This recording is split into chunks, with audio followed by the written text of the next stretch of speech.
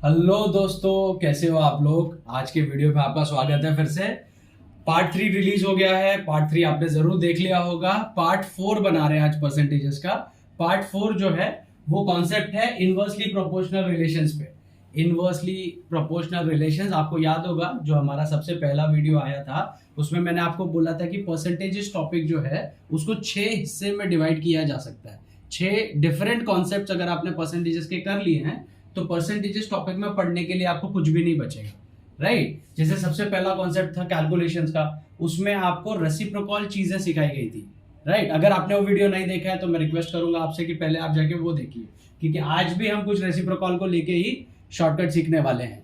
जो दूसरा वीडियो था उसमें हमने लैंग्वेज को और डायरेक्टली प्रोपोर्शनल रिलेशंस को फोकस किया था। आज का वीडियो है इनवर्सली प्रोपोर्शनल रिलेशंस पे। डायरेक्टली के कुछ शॉर्टकट्स होते हैं, जैसे यूनिटरी मेथड कब लगता है, क्यों लगता है, इसी बात को एक्सप्लेन किया गया है। आपने अगर वो भी अभी तक नहीं देखा है तो फिर से सेम चीज, request go check out that video first, क्योंकि इसको करने के पहले बेसिक्स क्लियर हो जाता है तो और मजा आता है आपको। थर्ड वीडियो था जो वैल्यू वर्सेस परसेंटेज था, स्टैंड अलोन टॉपिक है। अगर आपको वैल्यू और परसेंटेज का डिफरेंस समझ नहीं आता है, आपने वो वीडियो भी देख लेना चाहिए, और वो वीडियो देख के ये वीडियो अटेंड करने का मजा आपको जरूर आएगा। आपको लग रहा होगा कि अभी तक हर टॉपिक में हम 5 से 8 क्वेश्चन एवरेज पकड़ते हैं, तो अभी तक आपने 3 वीडियो तक 15 से 20 सवाल मेरे से सीख लिए हैं। आज और 3 सवाल हम करेंगे और एक बोनस सवाल मैं आपको डिस्क्रिप्शन में डाल के दूंगा, सो दैट अगर वो सवाल सॉल्व कर सके तो मेंस लेवल तक के भी क्वेश्चन जो हैं वो भी बड़े आराम से अरिथमेटिक परसेंटेजेस में से आप कर पाएंगे, राइट। सो इतनी बातें नहीं करते, शुरू करते हैं वो टॉपिक, इनवर्सली प्रोपोर्शनल रिलेशंस। अब इनवर्सली क्या होता है, जब भी आपको पता है कि कोई भी दो चीजें, जैसे for example x proportional to y, तो इसको आप बोलते हैं डायरेक्टली प्रोपोर्शनल। और अगर x proportional to y inverse, इसको आप बोलते हैं इनवर्सली प्रोपोर्शनल रिलेशन। आपको याद होगा हम स्कूल में करते थे, ये जो सिंबल है इसको वेरिएशन या प्रोपोर्शन बोलते हैं। इसको हटाने के लिए we use k is any constant, isn't it, right. x is equal to k upon y। ये जो k है, अगर ये किसी भी क्वेश्चन में कांस्टेंट अगर आपको दिखता है, एक चीज बढ़ रही है उसके वजह से दूसरी चीज घट रही है, क्योंकि एक क्वांटिटी ऐसी है जो कांस्टेंट है। अगर आपको ऐसी फीलिंग आती है किसी भी क्वेश्चन में, फॉर एग्जांपल अगर आपको यहाँ 3 क्वेश्चंस दिख रहे होंगे, आप इनको जब सॉल्व करेंगे तो आपको ऐसी ही फीलिंग आएगी कि यार एक चीज अगर बढ़ रही है उसके रिजल्ट के रूप में दूसरी चीज जो है वो घट जा रही है। तो अगर आप ऐसा कोई क्वेश्चन जज करते हैं, आप बिंदास ये वाला शॉर्टकट लगाएंगे। ये शॉर्टकट से आप with in 10 seconds, maximum 15 seconds पर आपके क्वेश्चंस को सॉल्व करके आगे निकल जाएंगे, ठीक है।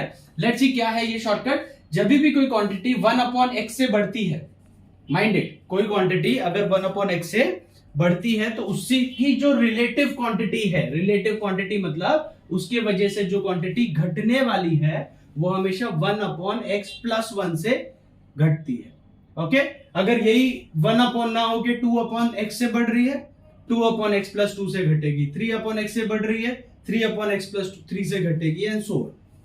That is how things are, right. जैसे टाइम, स्पीड एंड डिस्टेंस में अगर आप डिस्टेंस को कांस्टेंट कर दीजिए, तो अगर आप एक फिक्स डिस्टेंस के लिए स्पीड बढ़ाएंगे तो टाइम कम लगेगा, राइट। तो यहाँ पे 3 पैरामीटर होने चाहिए, जिसमें से एक कांस्टेंट हो और उस कांस्टेंट होने की वजह से एक बढ़े और दूसरा घट जाए, राइट। उसका काउंटर या उसका और एक जो दूसरा मेथड है वो ये है कि अगर कोई क्वांटिटी फर्स्ट इंस्टेंस पे घटती है, जैसे यहाँ पे क्वांटिटी फर्स्ट इंस्टेंस पे बढ़ रही थी, बट अगर यहाँ पे क्वांटिटी फर्स्ट इंस्टेंस पे ही घटती है, 1 अपॉन x से घटती है, तो उसकी जो रिलेटिव क्वांटिटी यानी इसके घटने की वजह से जो क्वांटिटी बढ़ेगी वो 1 अपॉन x माइनस 1 से बढ़ेगी। ऑलराइट दोस्तों, 2 अपॉन x से घटेगी, 2 अपॉन x माइनस 2 से बढ़ेगी, 3 अपॉन x से घटेगी, 3 रिलेटेड 3 अपॉन x माइनस 3 से बढ़ेगी, and so on, right everyone. ये कॉन्सेप्ट्स आपके सामने अगर क्लियर है तो इनको यूज करने के लिए let us go ahead and solve question number 1। आपसे रिक्वेस्ट होगी पहले आप इस क्वेश्चन को अच्छे से पढ़ लीजिए, मैं भी रीड आउट कर रहा हूं, बट अगर आप इसको पढ़ लेते हैं अच्छे से तो आपको समझ में आएगा कि सॉल्यूशन किस हिसाब से फ्लो हो रहा है। हमेशा आपको सेकंड वाला वीडियो भी याद होगा, language very important in percentage. एक बार लैंग्वेज क्लियर है सारी चीजें सॉर्ट होती हैं, ठीक है। चलिए देखते हैं क्वेश्चन क्या था। The price of sugar is increased by 20%। शक्कर की जो कीमत है उसमें 20% का इजाफा हो गया है, ठीक है, इन द नेक्स्ट मंथ, आने वाले महीने में उसका प्राइस क्या है, 20% बढ़ गया है, right. By what percent your mother shall reduce her consumption so that it do not affect her budget. Okay, कितने परसेंट से आपके मम्मी आपका कंजम्पशन, घर का कंजम्पशन ऑफ शुगर कम करने चाहिए सो दैट आपके बजट में इस प्राइस की इंक्रीज की वजह से कोई चेंज नहीं आना चाहिए। दोस्तों, if you see price of sugar has increased, budget has to remain same, so what will happen, consumption will go down, isn't it? अगर प्राइस बढ़ेगा, आपको उसका, आपकी पॉकेट मनी चेंज नहीं हुई है और आपको एक चॉकलेट पसंद है जिसकी प्राइस बढ़ गई है, तो अगले महीने आप क्या करेंगे? आपको पॉकेट मनी तो चेंज नहीं हुई, पॉकेट मनी उतनी है, तो आप उसको कम खाना शुरू करेंगे, isn't it? ये कॉन्सेप्ट को बोलते हैं inversely proportional relation. Now let us see the shortcut. Shortcut क्या है? कितने से बढ़ा? 20%। What is it? 20%। 20% का मतलब क्या होता है? 1/5। 20% का रैशनल वैल्यू क्या है? 1/5। ये आपको सिखाया गया है फर्स्ट वाले वीडियो में, जहां पे मैंने आपको रेसिप्रोकल टेबल सिखाए हैं। अगर आपको नहीं भी समझा है या अभी तक आपने वो वीडियो नहीं देखा है, तो 20% will be written as 20/100, isn't it दोस्तों? तो ये क्या होगा? 1 जा, ये होगा 5 जा, इजंट इट? तो यही है ना यहाँ पे।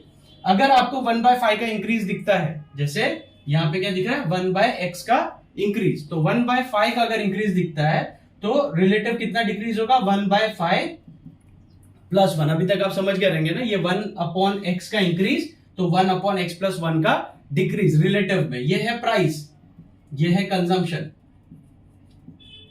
All with me? प्राइस 1/5 का इंक्रीज, कंजम्पशन 1/6 का डिक्रीज, है ना? ये वैल्यू क्या हुई? 1/6। 1/6 क्या होता है? 16.66%। इस क्वेश्चन का आंसर जो है, रिड्यूस कितने से करेंगे मम्मी अपना कंजम्पशन? 16.66% से।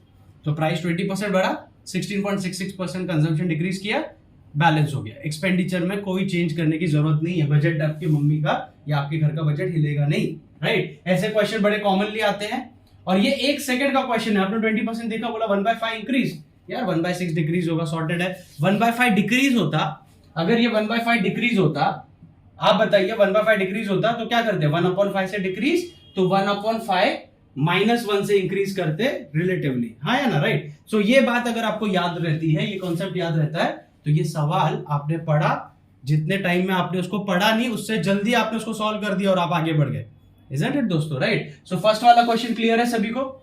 नाउ ये क्वेश्चन का सबसे बेसिक रूप है, सबसे सिंपल तरीके से पूछेंगे तो ऐसे पूछेंगे, राइट? अगर वो थोड़ा सा कॉम्प्लिकेट करना चाहे, और अगर आप कॉम्पिटेटिव एग्जाम्स की तैयारी कर रहे हैं, आपने ये क्वेश्चंस देखे भी होंगे बहुत बार। देखो यहां क्या बोला है? The price of Apple decrease by 40%। Safe Apple का प्राइस जो है वो 40% से डिक्रीज हो गया। नाउ मेन अंडरस्टैंड करने वाली बात है कि डिक्रीज्ड बाय 40%। तो पहले आपके कॉन्सेप्ट के हिसाब से आप दिमाग में लगा लीजिए कि क्या करेंगे। एक सेकेंड, इसको हम रफ कर देते हैं यहां पे। और आपके लिए सेव की जो प्राइस है वो 40% डिक्रीज हो गई है, isn't it? 40% can be written as 2/5 का डिक्रीज, राइट? प्राइस। नाउ अच्छे से समझना, प्राइस में अगर 2/5 का डिक्रीज है, कैन यू सी? 2/x का अगर डिक्रीमेंट आता है, तो जो रिलेटिव है यानी कि कंजम्पशन, रिलेटिव क्या है? कंजम्पशन। प्राइस में अगर 2/5 का डिक्रीज आता है, तो कंजम्पशन में क्या होगा? 2/5 -2 का इंक्रीज आएगा, isn't it? Right? Which is 2/3 का इंक्रीज आएगा। ये है आपका कॉन्सेप्ट जो हमने इसके पहले वाले क्वेश्चन में लगाया। बट यहां क्वेश्चन यहां तक ही खत्म नहीं हुआ ना, इसके बाद क्या बोलता है? Because of which Ram can buy 10 apples more for ₹90। Price गिर गया, 40% से प्राइस गिर गया, और प्राइस 40% से गिरने की वजह से हमारा जो राम है वो अभी 10 एप्पल ज्यादा खरीद सकता है 90 रुपए खर्चा करके, इजंट इट? राइट? सो अब आपको ये बताना है what is the original price of the Apple. मतलब प्राइस गिरने के पहले राम वो एप्पल कितने में खरीदता था, as simple as that, right? Clear है? अब हमने तो सिर्फ कॉन्सेप्ट सीखा था, क्योंकि पहले वाले क्वेश्चन में इतना तामझाम करने की जरूरत नहीं थी। बट ये जो दूसरा वाला सवाल है, इसमें हमें कुछ रियलिस्टिक वैल्यूज भी ढूंढनी है, राइट एवरीवन? तो let us understand realistic value क्या है। 2/5 का डिक्रीज, अगर ये 2/5 का डिक्रीज हो रहा है, तो रिलेटिव 2/3 का इंक्रीज होगा। ये कॉन्सेप्ट यहां से आ रहा है, राइट? 2/3 से इंक्रीज है, can I say this 2 is equivalent to 10 apples? ध्यान से समझना, 2 बढ़ेगा 3 के ऊपर, एज पर कॉन्सेप्ट क्या बोलता है? 2 बढ़ेगा 3 के ऊपर, और क्वेश्चन के हिसाब से कितना बढ़ा? 10 एप्पल्स मोर। मोर मतलब ज्यादा हो गया ना, तो 10 एप्पल मोर हो गया। तो can I say 2 is equivalent to 10 apples? If 2 is equivalent to 10 apple, दोस्तों 3 is equivalent to how much? 15 apples, isn't it? 2 equivalent to 10 apple, 3 is equivalent to 15 apple. मतलब पहले हमारा भाई, हमारा राम 3 एप्पल यानी कि 3 पार्ट यानी कि 15 एप्पल्स खरीदता था, और उस अभी प्राइस डिक्रीज होने की वजह से he can buy 15 plus 10 25 apples, isn't it? अभी आपको क्या ढूंढना है, ध्यान दीजिए. कॉन्सेप्ट अगर आपको क्लियर है तो मैं इसको एक बार रब कर देता हूं. कॉन्सेप्ट क्लियर है तो आपको क्या पूछा जा रहा है, what is the price of Apple now. ठीक है, प्राइस पर एप्पल.